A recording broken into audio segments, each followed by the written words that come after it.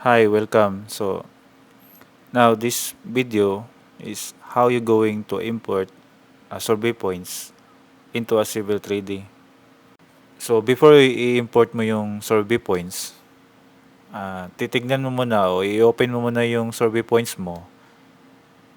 I-check mo kung ano yung orientation ng survey points. Let's say kung naka-CVS yan, so ma-open mo yan sa Excel.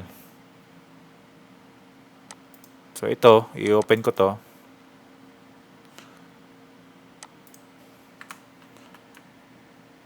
So, ito yung orientation ng survey points. Let's say, ano yung nauna sa kada column? So, let's say, point number.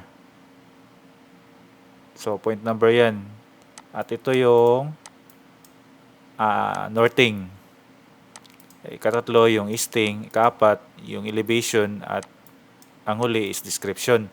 So, alamin mo muna kung ano yung orientation ng survey points para hindi ka mahirapan sa pag-i-import.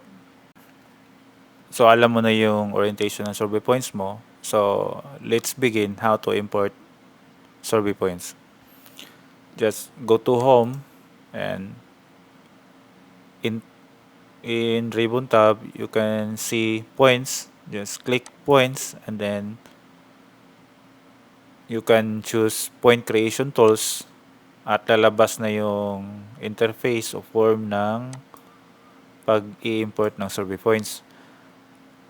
Tapos, hanapin mo lang yung import points.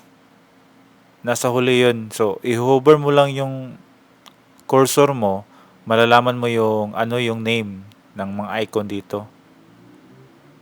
So, ito yung hinahanap natin, import points. And then, i-click mo lang yung plus sign.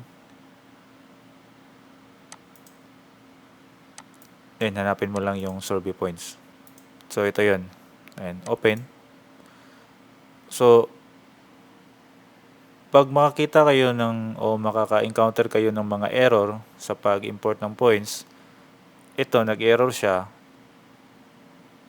Ang problema nito is naka-open pa. So, isa yun sa mga error na dapat mong malaman.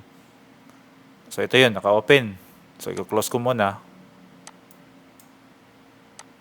Hindi ko muna i-save. So, i-delete ko lang to, tapos ulit i-import ko. So, ito na yun. So, dito sa selected file, meron ka nang na-select, tapos dito na yun sa specific points file format. Hanapin mo lang yun. Yung kanina, inalam mo yung orientation ng survey points mo.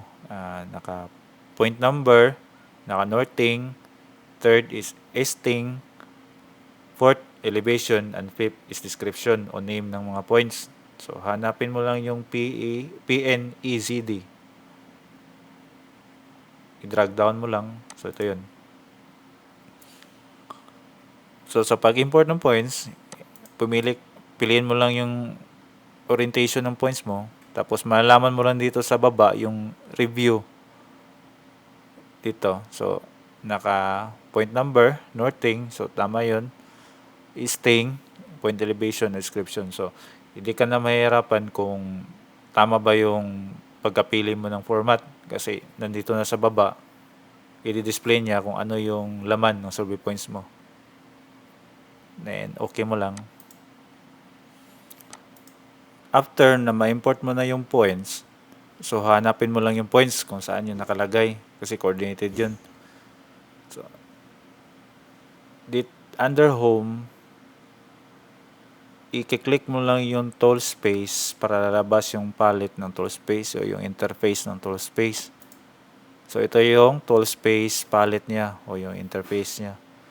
May 4 na tab to: prospector, settings, survey, and toolbox. So, yung mga data na survey data, dito na yun nakalagay sa prospector tab. Hanapin mo lang yung point groups.